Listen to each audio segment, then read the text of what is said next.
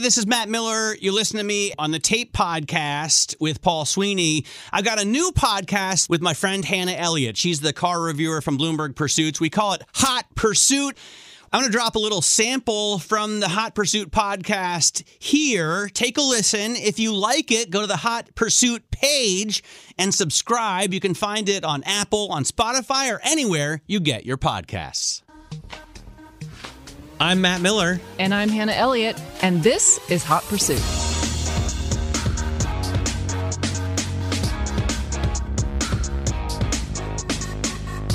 All right, today on the show, the headline story is going to be the Porsche 911 ST that Hannah drove last week. So she's going to tell us all about it. We're also going to talk about the Tesla recalls, which I think are fascinating for a couple of reasons. I normally think recalls get too much attention, but this one I think is really interesting. And because it's kind of Tesla, they made the Cybertruck, it ties into the Lightning story. The Ford Lightning story, I think, is fascinating. So we're going to talk about that with the Tesla story. And finally, we're going to talk about the seeming slowdown of EV demand is told through the Geely story that a great writer for us in Berlin wrote an opinion piece about. Chris Bryant is always on top of these car stories for opinion from a financial perspective. And also Geely has built this massive empire that some of them I didn't even know about. I know. It's really interesting. So a Chinese billionaire owns at least one brand that you probably want because he has so many. So let's kick it off with the 911 story, though, Hannah. Yeah. Here's the top note. Here's the headline. How many different 911s are there, by the way? There are currently 26. There are 26 versions of the 992, the current generation. Just so many levels of trim. It's insane. I know. It's really difficult to keep straight. There are 26 for sale, and there are a couple others that are not currently available, but also in the same generation. So it's quite a lot. And it is like, we've spoken about the ST. Obviously, I was a little bit skeptical. Like, do we really need another one? It's not even based on a real car that existed. But it still is at the top. It's like the upper echelon of 911s. Yes, this is the $292,000 911. It's extremely lightweight. And really, here's what you need to know. I loved it. And I was skeptical because of all the reasons we're discussing. Like, we don't need another one. It's going to be just like all the rest. Why do you need another this and then that? I loved it. It was so fun. I mean, even if we don't need something, yes. Even if we don't need this 911, but it's one of the best 911s Porsche has ever built, I'm going to guess after you drive it, you're going to love it. Yes, but I can say this too. I've driven, most of the variants. I haven't driven all 26 of them, but, if you compare it to a GT3 or like a 992 Turbo S, I would say still that I would prefer this at least over the GT3 and even the GT3 Touring. And there are a couple reasons for that. The thing that I think anyone who gets in the car will notice right away is that it's a manual, obviously, but it's got a super short throw on the shifter. So it's 6 gears, super short, super quick, super punchy. It just feels a lot more engaging when you drive it, if that's what you want, but it's not so raw that it feels like a track car. This is not a track car. It doesn't come with a roll cage. It's like a sweet spot. That's the thing. Yeah. It is the sweet spot because I do think the GT3, it's honestly best left on the track. I think I don't want to drive a GT3 every day, all day. It's just like, it's just a lot. Even a Touring, I wouldn't want to. Right, exactly. But the ST really, it feels analog, and I don't mean that in a bad way. I mean, you feel that you're engaged with the car. It's a little bit louder than a GT3. I actually was in a lead car for a moment that was a GT3 and then got back in the ST. And it was noticeable right away that the ST is a louder car. By the way, that's what you want. That's what the weekend warrior wants. Exactly. And on a track, a lot of times there are noise limits. Exactly. I know for motorcycles on a track, people have to put in noise dB killers. Yeah. But on the street, if I'm riding through Westchester, I want it to be as loud as I can. Yeah, and I don't even think that was on purpose. That's a byproduct of the fact that they really did to try to lighten it up quite a bit. Even they put in special lightweight carpet that saved 4 pounds. And, obviously carpeting helps muffle sound. So some of it's just a natural I see. Yeah, result of making the car lighter. There's no sound deadening material. Exactly. I mean, there's not in the exactly. GT3 either, but they probably have purposely made the exhaust quieter to meet noise restrictions, whereas with this, they have Right. high flow cats and probably like basically straight pipes on it. Yeah, and man, I was in that car for like 8 hours. It was a very long day of, we started in Napa and then drove through the redwoods, up the coast, up the 101, ended up in Mendocino. So and it was partially rainy. We saw sun. So there was a good variety of terrain in a way. I do think, and we were even on the interstate for a while too, I do think it's sometimes when you are on a straight interstate, you almost want a seventh gear. It's really fun on curvy, windy roads. You end up shifting through the gears really quickly. Yep. If you don't like that, if you kind of prefer a longer gear, this is not the car for you. This is one that you're going to be going up and down a lot. If you're just going to be driving on interstate, most of the time you're going to want a seventh gear, and this car doesn't have it. So, True of the GT3 as well. The funny thing is, in my Carrera, I had a 991-1S, and I always felt like, why do I have a seventh gear? I don't need this. But then my buddy, I would always drive his GT3 Touring, and I would be like, you need a seventh gear. Well, that's where you really feel it. I mean, it kind of depends on what kind of driving you want to do. The other thing that I thought was interesting was the fact that it comes with a watch. I know you're a watch guy. This is the accompanying $13,000 Porsche design watch that goes with the car that you cannot get unless you also take the car. Now, to me, the watch is very cheesy. But a lot of people don't like Porsche design. It's pretty specific. Right. It's very specific. German. It reminds me of the Sprockets skit on SNL that they used to do. Sprockets. Yes. Touch my monkey. I'm not familiar with that one, I must say. I must not have been born yet. That's possible. But, yeah. The thing is, I've heard some, rumblings that dealers are saying, well, you can't get an allocation unless you commit to also buy the watch. I don't know if that's true. Weird. Yeah. Or just, some pressure or leaning on people to take the watch too. That's strange. Yeah. I mean, which would kind of feel like an upsell a bit. Right. But I have to say, it's such a fun car. I'm trying to think of what else. Oh, how it looks. It really does. There's a channeled roof on it. There is a gurney flap on the end, but it's real small. I do like that it doesn't have a huge spoiler. The air intake on the front and side, it looks specific and unique, but not flashy, which I thought was really cool. I was in the Ruby Stone or Ruby Star, depending on how you want to say it, red, which was a super cool color. I do not like that color. Really? Oh. I had the Carrera T in that color. That car, just that color alone, if you try to resell it, it pushes the value up. It's like Barbie, a little bit slightly darker it's Barbie a raspberry. pink. It's a raspberry pink and a pinstripe interior, which sounds really bad on paper, but it did look kind of cool. But do you know what it is? Part of this, I think, is that I was just at lunch with the guys who run Mecum Auctions, and they're doing a massive event in Kissimmee at the beginning of January, 4,500 cars, and a lot of it's American muscle, right? Mm-hmm. They do have some Ferraris, but it's mostly American muscle. And I asked them about, recent model cars that sell well, and also resto mods that do well. And obviously something like a Ford GT is going to sell well. And they said like a Singer will just off the charts, right? Yeah, it's unbelievable. And they sell for more than Porsche's leaving so much money on the table, which is why they have to do like the 911R or the ST, because this is they're doing Singer before Singer gets a hold of it, kind of. Yeah, I mean, I know that they do watch Singer very closely and have observed that exact effect, which reminds me of the special heritage livery with the number 63 on the side. Why is that 63? So that was the first year of the 911. Of course, they're going to make 1,963 of them. But my point with this package is that alone is a $20,000 upgrade as well. So to your point, Matt, they're just Porsche is offering more and more options to make the cars super specific to yourself and spend more money. By the way, Lamborghini also uses the 63 on some of their special liveries, and that's because it was the year they showed their first sports car. So, I mean, glory days. Yeah, right. I guess 63 was a good year. Yeah. Speaking of that, there's going to be a 63 Ferrari at the Kissimmee auction, Ferris Bueller car that's going to go for 16 to 18. There's a 67 275 Spider that's going to go for, they think, 25 or more. And there's a 64 275 GTB that they think will go for more than 35.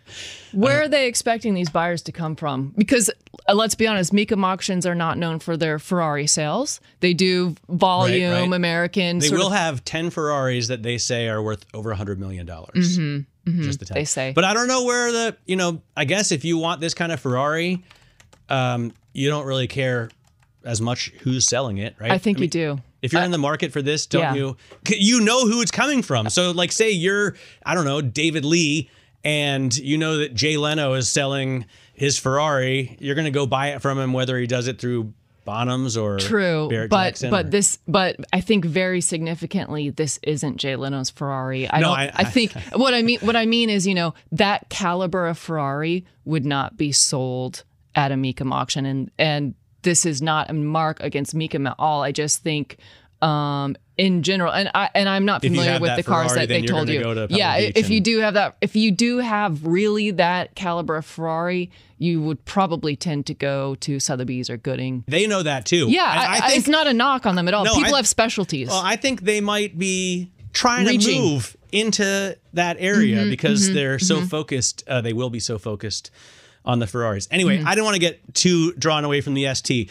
I think it's so cool that they're making this, which most people aren't going to be able to afford it. Even people who can go pick up a 911 aren't going to be able to really afford or make financial sense of the ST. But you have to have something in that price area because Singers are only a couple $100,000 more, right? Yes. And then it's even cooler and even more exclusive. My favorite of all of the different, I guess, trim levels would be, because I live here in New York, and I don't know how the roads are in LA, but they're bad here. They're really bad in LA too. The Dakar, I think, is so great, but I just wish instead of the turbocharged 3-liter, they would put the same motor that they use in the GT3 or in this, and I don't know why. Maybe it's... You know what? This is another thing I wanted to say about the ST. This 4-liter engine is the same one that they've had for over a decade that they've used, and every year they're getting incremental bits more power out of it, 5% here and there. But how much does the ST horsepower? I think it's 518. Ah. But I do wonder, is this sort of the topping out of what they can do on that particular 4-liter, especially with emissions? Because this, I don't see big jumps in what they're getting out of that power plant in general, but the engine specifically. So that was something I was thinking. They do tend to make, like, at the end of a generation of cars, they'll make like the crowning glory. Exactly. Yes. This feels a little bit like that. That's interesting. And then that now makes me think, we've talked a little bit about what is the car market going to be for internal combustion cars if at some point you can't really buy them new? Does that make them valuable? And yet again, this plays into your whole plan with some of the cars that you want to get. Right. Like the BMW. Right. I want to get the last V12 they made, the M760. By the way, my wife is like on board again. Oh, great. Okay. So, thank God. I think I'm moving in that direction. Okay. What a relief. And that's one that's like my Dodge Challenger with a 6.4 liter V8. That's going to be very much not made anymore. But they sell 50,000 of those a year. I don't think it's going to appreciate in value. No, probably not. But the 12-cylinder BMW maybe, because they don't make that many of them. On the other hand, I've looked back at previous generations of the 7 Series with V12s, and you can pick them up for like 10 or 15,000. Yeah. I mean, even 1963 as a production run, it's not that rare. Going back to the Ferraris, when there are 2 or 3 or 4 of them that were ever made, or even 100, they're going to make 200 of the Bugatti Chiron, whatever. Right. That's actual rarity. But almost 2,000 of something, to me, isn't ultra rare. No, not at all. It's limited, but it's not ultra rare. And I did ask Porsche, are you guys sold out? What are the allocations looking like? And the answer was, it's a bit of a rolling thing. And so they're not sold out. Right. Because if they were sold out, they would say, "Yeah, we sold out the day after we announced it." Yeah, if you want one, you can get one. 1963 is a lot. I feel like a limited edition normally, and in the motorcycle world, it's usually like 400. Right. Right. And some times they'll make like 50. Yeah. You know, if Lamborghini puts out a limited edition, they'll have like 5. Yeah. Or the Rolls Royce. Sure. Wasn't there like a $30 million Rolls Royce that like Jay-Z got, a boat tail or something? Yes. There's like the boat tail, the drop tail, and the other one. By the way, I brought up with the Meekum guys because I'm like, you know, Hannah's always talking about the $60 million Ferraris and there's never a $60 million CUDA.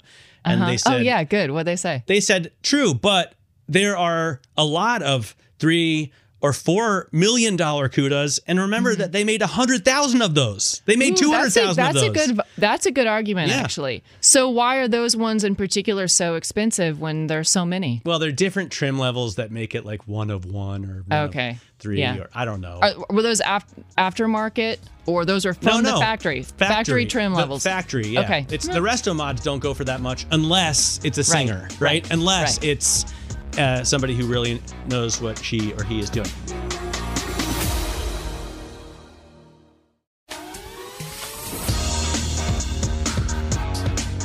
Let's talk about Teslas. So there's recalls all the time. Yeah. Every car maker like every has recalls, and Bloomberg goes crazy and flashes headline, and the stock will move on the day because investors have no idea that it's a common thing. But this Tesla recall, I think, is more interesting than the traditional, like, there's a screw loose on your right rear, brake caliper. The steering wheel might come off at any moment in time. So this is what their autopilot driving feature, which they've touted and pushed so much. I think they charge extra for it on certain cars as well. Yeah, and it's not even their like driver level 2. It's not even their autonomous. It's you can't just take your hands off the wheel. It's not even like close to what Mercedes has done, for instance. But they've had to fix it because NHTSA has done a years-long investigation on whether or not they've done enough to ensure the driver is paying attention. And I guess NHTSA's decided they haven't done that. And now Tesla is doing this recall. But I think it's so cool because it's a huge recall, right? Isn't it? 2 million. 2 million cars. 2 million cars. Okay. Yeah. I think it's so cool because usually a recall is a giant pain in the butt for the consumer you gotta and go to the for dealer. The manufacturer, because you have to go to the dealer. This is over the air. Yeah, that's cool. I mean, I will 100% give Tesla that. That's great. Can you imagine the pandemonium if people had to go down to the dealership? Well, and usually what happens is people don't do it. Right? I mean, LA would shut down because half of LA is Tesla. So we would, which would be kind of great because then traffic would be a lot better. Also, this is a recall that I don't want as a Tesla owner. Why do I want something that's going to make me pay attention more? It's going to ding more? It's going to flash more? I guess there no consequence for not having your car I know you have to actually opt in, push the button on the screen that accepts the but you have to have your hands on the wheel, and if you take your hands off the wheel for too long, most systems realize that and will say like, okay, autopilot is off. Now, I don't know specifically how it works in a Tesla, but what they want to do is like make it harder for you to cheat the system. I understand that. I mean, in order to accept the software update for the recall, you do have to actually push a button to accept and to initiate and accept the recall. Right. So if you don't do that, what's the If you don't do that, then you can't get any updates. But after that, without having done that. And eventually they're going to come out. It's like your cell phone. Right. So exactly. It's like a new iOS. Because I'm like many updates behind on my cell phone, let's be honest. And you know that when you do the update, like your alarm won't go off. Oh, yeah. It ruins everything. It ruins everything. That's why I haven't done it. Right. But you have to eventually because you want your camera to work better. And then emojis start looking weird and that bugs me. So, yeah. So this recall, I think, is mildly interesting because of that. But it is, and I will say, just on that topic, it's interesting because Tesla makes such a big deal about this kind of technology, and like the very thing that they always brag about is the thing that they're now having to adjust. Right. So that's like, because in the end, you're right. Honestly, it's not a big deal. You just do the software update and then it's fine. But it is kind of a big deal because this is like one of their main selling points about how amazing. Also, I hesitate to say anything bad about Teslas for 2 reasons. Number one, most importantly, I don't really know very much about Teslas. I haven't driven very many, and I have definitely not spent time with really anybody who's obsessed. So I don't know much about it. Well, we should, Tesla, if you're listening, send us some. We really should. Yeah.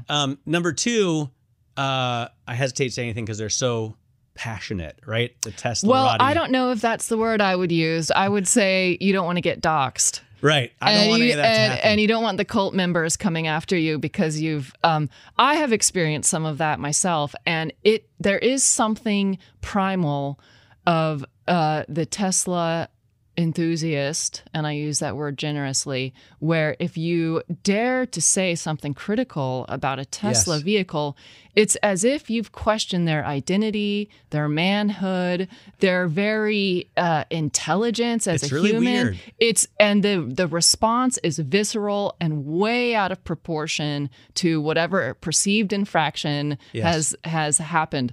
And that to me is a bit weird. It is, but that is how it is, which is why. Because otherwise I would say I think BMW has a much better self-driving system, but I'm not going to say that because they'll kill me. Yeah, well, it's just you and me talking, so don't worry. I was talking to the CEO of the North American CEO of BMW a couple of days ago, and he was like, "Yo, I take my hands off the wheel. Right, the only thing I have to be doing is watching." Yeah, of course. That's level 3. That they have. BMW has that in Germany currently. Mercedes has it in the United States. I've driven it. I've used level 3. It's wonderful. You can watch videos. It's fantastic. It's very relaxing. Yes. Yeah, I think that's interesting, but I'm sure that Tesla. I just don't know enough about Tesla's systems because I'm sure you can cheat them as well. Otherwise, people wouldn't be able to sleep, of course, and have horrible accidents. By the way, the NHTSA investigation is because of at least 50 accidents that they say were caused by autopilot. That's a little bit scary, right? Do you shift into autopilot with no hesitation at all in other cars? I don't even use cruise control, if I'm honest. Okay. But yes, when I'm forced to, if I'm in a press car and I need to actually try something or test something, I'm not worried. I'm not worried because I feel that you can override it. But I don't even like the nannies that keep you in your lane. Right. They just, to me, it's actually less safe because when I need to make a quick move and I'm feeling resistance on the steering wheel or pre-braking, it feels like you're out of control of the car, and that's not a good feeling. As a driver, I want to feel like I'm in control. I only use it on long Autobahn drives. Yeah. I'll set it and forget it, or if I were doing cross country driving in the U.S. But if I have my wife and kids in the car, I was in the Escalade V, and I had my wife and baby in the back, and of course, it has Super Cruise. Yes. I love it. But I said it, and my wife's like, no, you don't. Oh, she doesn't want you. No. Oh, interesting. Not allowed. Well, I remember I used Super Cruise last in the electric Hummer, and it made me miss my exit and get off because I was so relaxed that I just I didn't get off the freeway, and I was like, oh, but for me, it's scary how quickly I get very relaxed using that stuff. I miss exits when I'm paying attention. Yeah. Let's talk about the Ford Lightning production cut, because I think this is the most interesting story in a long time in the automotive sort of industry, because it's just one more sign that there's not as much EV demand as we may have thought there was going to be.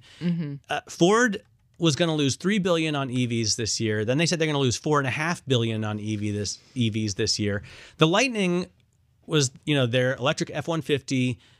There were hundreds of thousands of reservations for it, right? Well, it's the best-selling. The F-150 is the best-selling car in the United States. But you just would have thought, when I heard they're going to cut production in half from 3,200 a week to 1,600 a week, I thought, but surely there are people that are waiting like 2 years to get an F-150 Lightning. It doesn't, and honestly, to me, doesn't make sense. And then, I see the executive saying, we're not worried. We're adjusting to output and demand. It kind of doesn't make sense. I don't really believe them when they say this is just a natural adjustment and we're not worried, especially when Jim Farley has said he wants to focus on ICE and hybrids for trucks. Yeah. Well, so let's read the writing on the wall. Toyota looks so smart right now. I know. Everybody else rushed to do EVs in a major crazy way, and Toyota's like, no, we'll stick with our boring Prius hybrids. I know, and I know I've been very sort of hybrids are not the way in our podcasting relationship since day one. But I do admit, I'm slowly kind of seeing. Wow, it's not like I have an opinion either way, but what I'm observing is maybe hybrids are coming back around. I have an opinion. Yeah. Hybrids are the way forward. It's so smack you in the face obvious. If you want to be green around town, you just leave it on the battery power only. And then when you're doing a real trip, there's no need for range anxiety because you have a motor. It makes total sense to me. But they're heavy. They're heavy. They're heavy. I like a heavy car. I like a heavy bike. There's a place in my life for light vehicles. My neighbor has an M2. I love to cane it around the Bronx River. Great looking car. I kind of like them. They're cool. Yeah, they're great. Yeah. But I like a big, heavy cruiser. I like a land yacht that I can pilot. I mean, I had a 911, but I also really enjoyed driving my G-Class for a while. We should discuss. I had forgotten you had a G-Wagon. Yeah, it was awesome. What year and what color? It was the culmination of like 40 years of wanting. Yeah, that's so cool. I got a 2020 G500 in emerald green. This was in Berlin? Yes. So cool. That is Fantastic such vehicle. an icon. I could talk about that forever. It's so unapologetic. It's a diamond. I also think the color, emerald green, it's cool. Schmaragd Grün, it's so great because everybody thinks it's black until it's a very sunny day. Yeah. And then they realize. No, my point is hybrids are the way forward. I've been saying forever. Now I talked to Keith Naughton, our Ford reporter in Detroit. He told me the time to turnaround or whatever, the metric that measures how long a car sits on a dealer's lot before it sells. Sure. In full EVs, it's 51 days. Regular cars, ICE engines, 43 days. Hybrids, 18. Oh, wow. Interesting. So they fly off the lot. That's telling. It's better than the housing market right now. Yeah. Well, there are some for sale, right? Yeah. And a lot of them obviously are like Toyotas. If you want a RAV4 hybrid, you're gonna have to look. Here's a question for you that just came into my mind.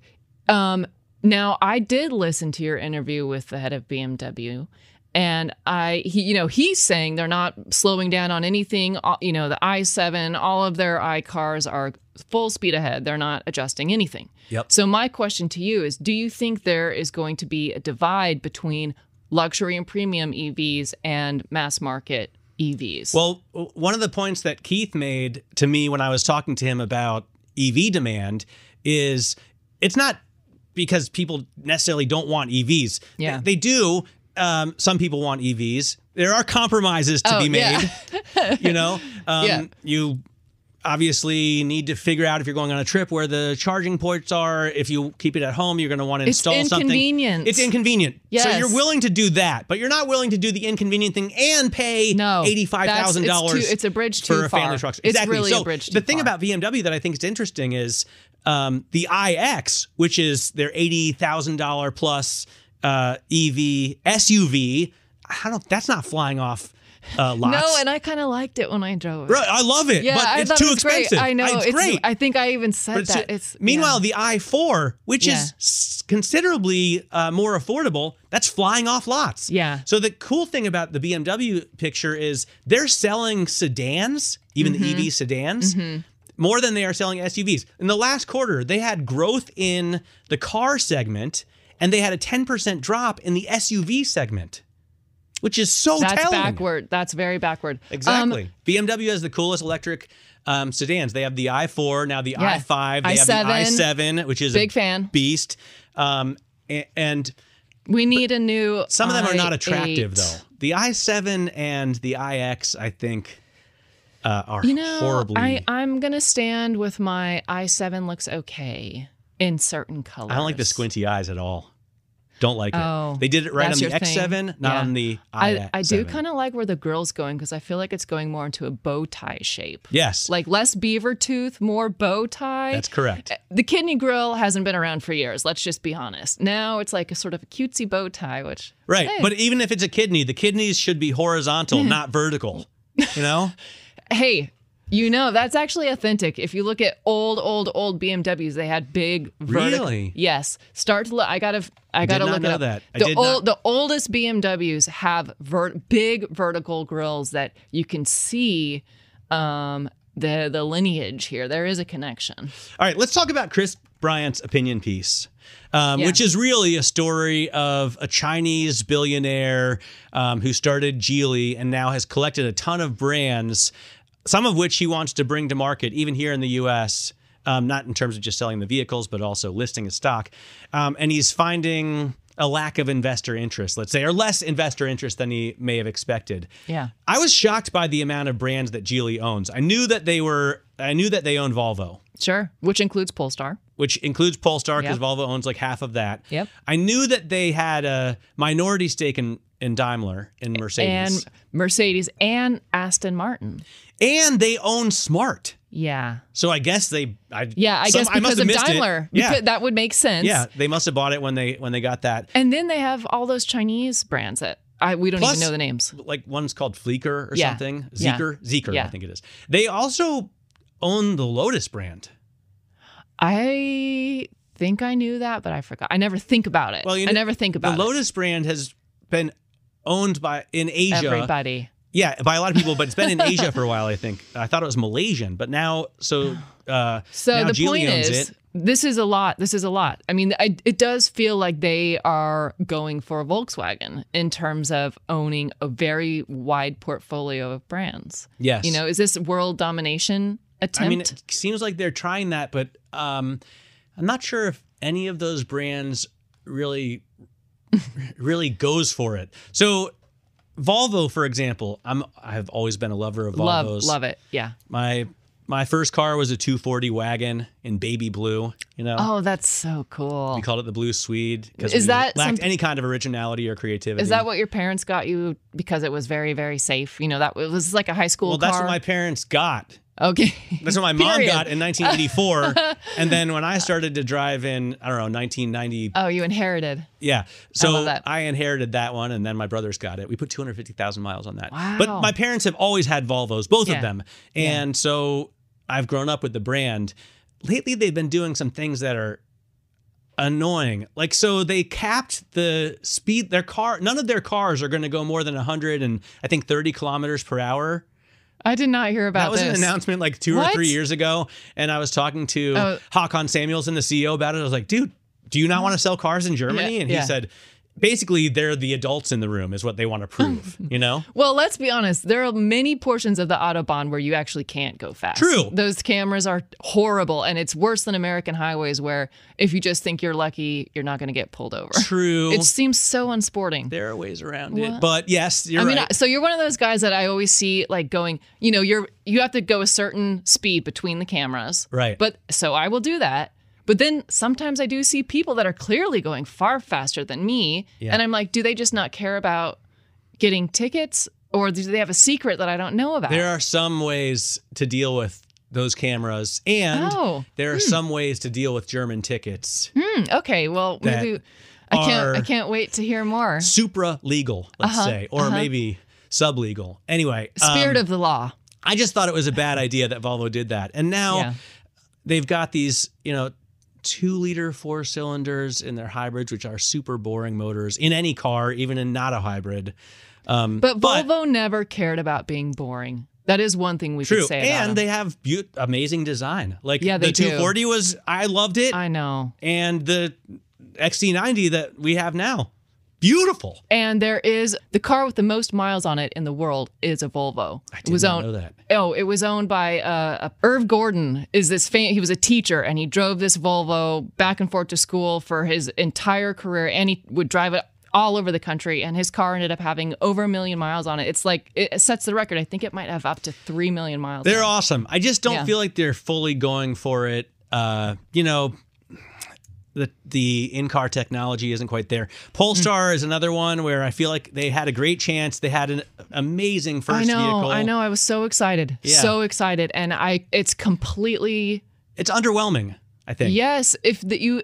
I'm waiting. I'm like, guys, what is taking so long? I feel like they want to be an Audi of EVs, but they're just not. They're way too slow. And Lotus hasn't done anything. No, Lotus hasn't done anything. Interesting. No. Yeah. It's really a shame. It's a brand that I feel like they had a chance to really take off. And there are some people, obviously, that love Lotuses, and there's some amazing Lotuses. I'm sure they're super fun to drive, the little lightweight. Speaking of lightweight cars, right? Yeah.